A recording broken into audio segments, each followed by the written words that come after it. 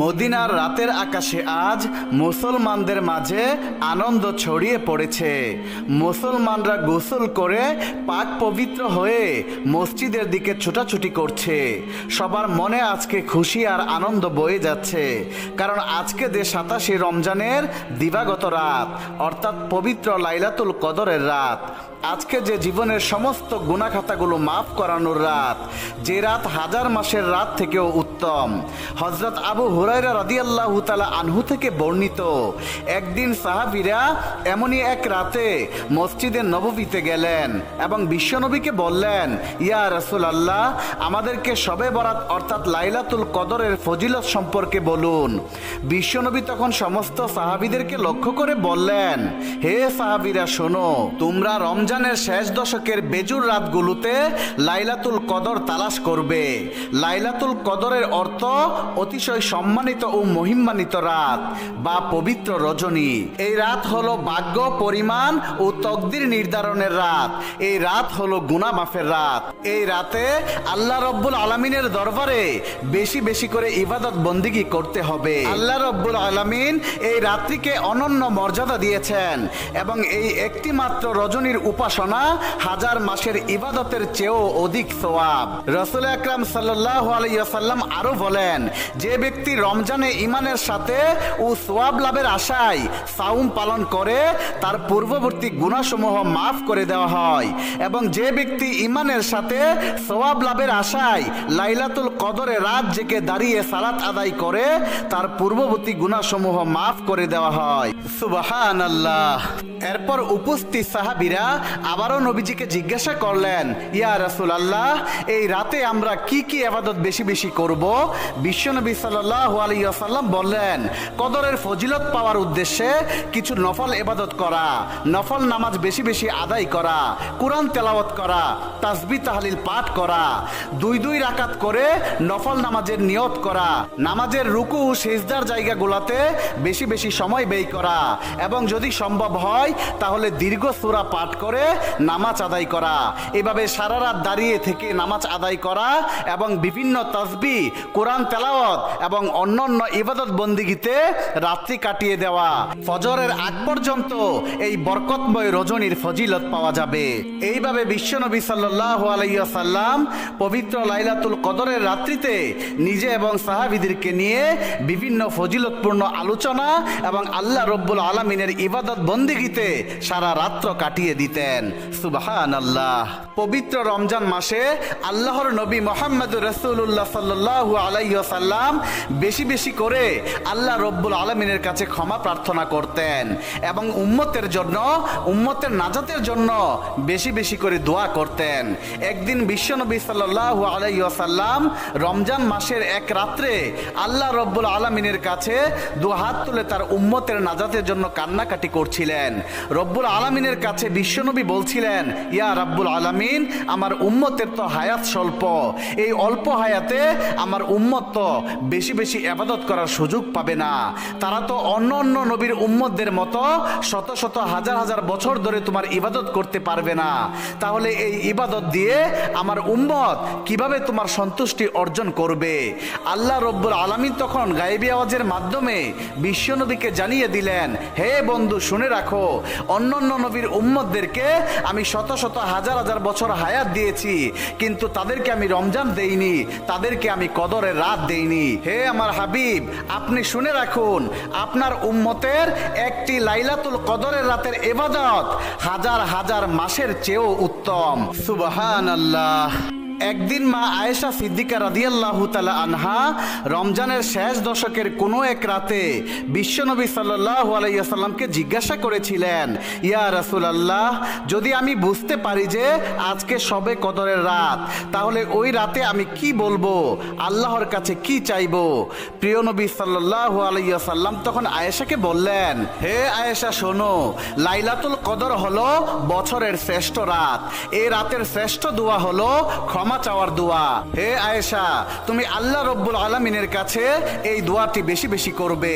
আল্লাহুম্মা ইন্নাকা আফুউন তুহিব্বুল আফওয়া ফাআফু আন্নি। হে আল্লাহ, নিশ্চয়ই তুমি ক্ষমাকারী, তুমি ক্ষমা করতে পছন্দ করো, অতএব তুমি আমাকে ক্ষমা করে দাও। মা আয়েশা রাদিয়াল্লাহু তাআলা আনহা নবীজিকে আবারও জিজ্ঞাসা করলেন, ইয়া রাসূলুল্লাহ, এই লাইলাতুল কদরের রাতের এত মর্যাদা কেন? বিশ্বনবী সাল্লাল্লাহু আলাইহি ওয়াসাল্লাম বললেন, বরকতময় রজনী হলো লাইলাতুল কদর। আল্লাহ রব্বুল আলামিন এই রাতকে বরকতময় বলে অভিহিত করেছেন। কারণ হলো পবিত্র কোরআন মাজিদ আমার উপর এই রাতেই নাজিল হয়েছে। এই রাতে প্রত্যেক গুরুত্বপূর্ণ বিষয়ের সিদ্ধান্ত লৌহে মাহফুজ থেকে ফেরেশতাদের হাতে অর্পণ করা হয় বাস্তবায়নের জন্য। এই রাতের অপর একটি বৈশিষ্ট্য হলো আল্লাহ তাআলা এই রাত সম্পর্কে একটি পূর্ণ সূরা অবতীর্ণ করেছেন, যা কিয়ামত পর্যন্ত পঠিত হতে থাকবে। এই রাতে ফেরেশতারা হযরত জিবরাইল আলাইহিস সালামের নেতৃত্বে আল্লাহর অনুমতি ক্রমে সকল সিদ্ধান্ত বাস্তবায়ন করে থাকেন। সুবহানাল্লাহ। একদিন নবী করিম সাল্লাল্লাহু আলাইহি ওয়াসাল্লাম সাহাবীদের মজলিসে দাঁড়িয়ে বলছেন, তোমরা রমজানের শেষ দশকে লাইলাতুল কদরের রাতের তালাশ করো এবং প্রত্যেক বেজুর রাতে তা তালাশ করো। আমি স্বপ্নে দেখেছি যে ওই রাতে আমি কাদা পানিতে সিজদা করছি। ওই রাতে আকাশে প্রচুর মেঘের সঞ্চার হয় এবং বৃষ্টিপাত হয়। তবে সেটি ছিল রমজানের শেষ দশকের কোনো এক বেজুরের রাত, যা আল্লাহ রব্বুল আলামিন আমাকে ভুলিয়ে দিয়েছেন। বিশ্বনবী সাল্লাল্লাহু আলাইহি ওয়াসাল্লামের এই হাদিস থেকে আমরা সহজেই বুঝতে পারি যে লাইলাতুল কদরের রাত রমজান মাসের শেষ দশকের যে 5টি বেজুর রাত রয়েছে, ওই বেজুর রাত থেকে যে কোনো রাতে হতে পারে। অর্থাৎ রমজান মাসের শেষ দশকের 5টি বেজুরের রাত হলো 21শে রমজান, 23শে রমজান, 25শে রমজান, 27শে রমজান এবং 29শে রমজান। এই 5টি বেজুর রাত থেকে যে কোনো দিন লাইলাতুল কদর হতে পারে। অতএব রমজান মাসের শেষ দশকের সেই 5টি রাতকে আমাদের বেশি বেশি তালাশ করতে হবে এবং ওই 5টি রাতেই আমাদের বেশি বেশি ইবাদত বন্দেগী করে তালাশ করার মাধ্যমে লাইলাতুল কদরকে খুঁজে বের করতে হবে। হযরত আবু হুরায়রা রাদিয়াল্লাহু তাআলা আনহু থেকে বর্ণিত, বিশ্বনবী সাল্লাল্লাহু আলাইহি ওয়াসাল্লামকে একদিন সাহাবীরা জিজ্ঞাসা করলেন, ইয়া রাসূলুল্লাহ, লাইলাতুল কদরের রাত্রিতে আল্লাহ রব্বুল আলামিন আমাদের জন্য কি উপহার রেখেছেন? বিশ্বনবী সাল্লাল্লাহু আলাইহি ওয়াসাল্লাম তখন সমস্ত সাহাবীদেরকে লক্ষ্য করে বললেন, আল্লাহ রব্বুল আলামিন লাইলাতুল কদরের রাতে সপ্তম আকাশ থেকে প্রথম আসমানে নেমে আসেন এবং সারা রাত্রব্যাপী ডাকতে থাকেন, কে আছো আমার বান্দারা, কে আছো আজকে অভাবী? আমি আল্লাহর কাছে চাও, আমি তোমাদের অভাব মোচন করে দেব। সমস্ত গুনার পাহাড় নিয়ে আমি আল্লাহ রব্বুল আলামিনের কাছে আজকে তোমরা মাফ চাও। আমি আল্লাহ রব্বুল আলামিন এই রাতের উসিলা করে তোমাদেরকে মাফ করে দেব। কে আছো হতাশাগ্রস্ত? আমি আল্লাহ তোমাদের হতাশা দূর করে দেব। কে আছো ঋণগ্রস্ত? আমি আল্লাহর কাছে আজকে চাও, আমি আল্লাহ রব্বুল আলামিন তোমাদের পাহাড় সমপরিমাণ ঋণকে পরিশোধ করার ব্যবস্থা করে দেব।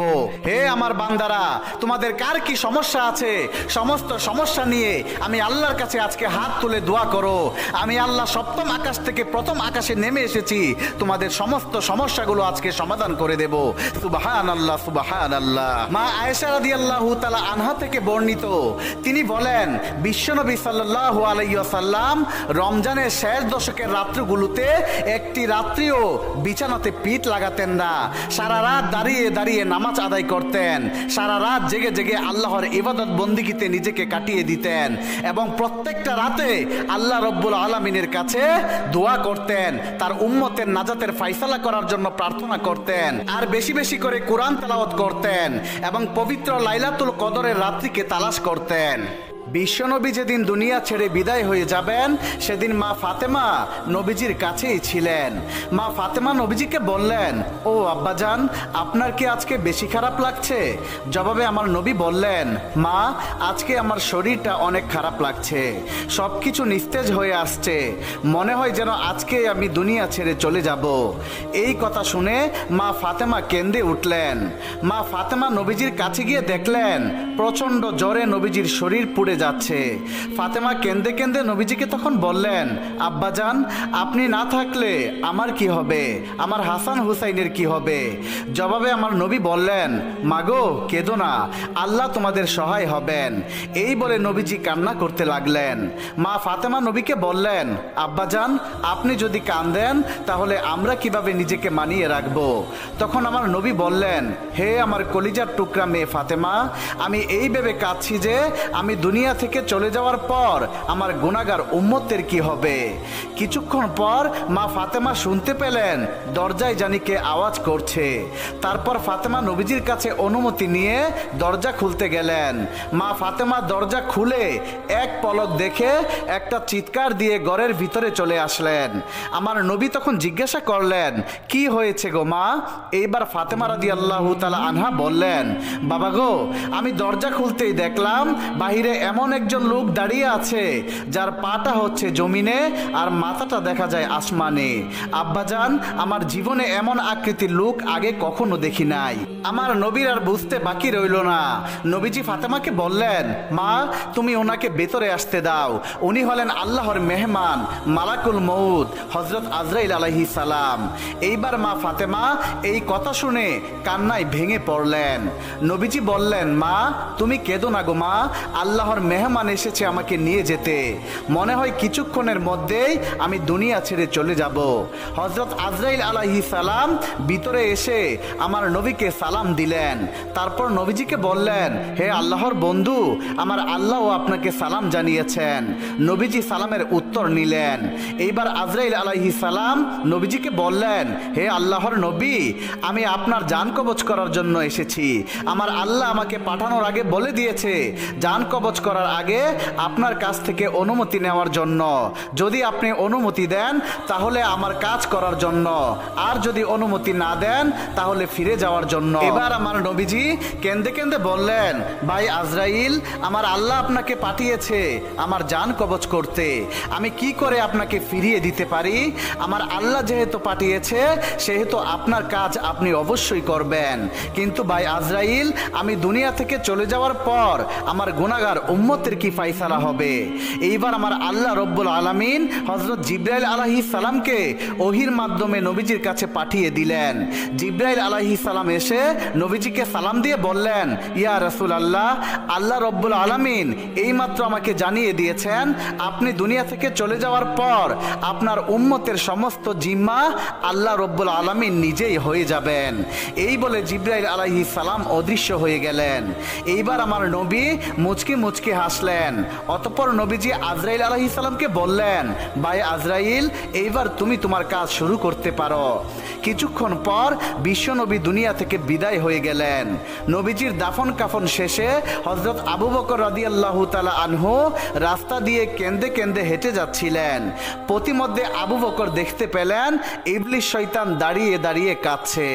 আবু বকর জিজ্ঞাসা করলেন, হে শয়তান, আজকে তো তোমার খুশির দিন, তবে তুমি কেন কান্না করছো? জবাবে ইবলিস বলল, ভাই আবু বকর, আল্লাহর নবীর বিদায়ে আমিও ব্যথিত হয়েছি।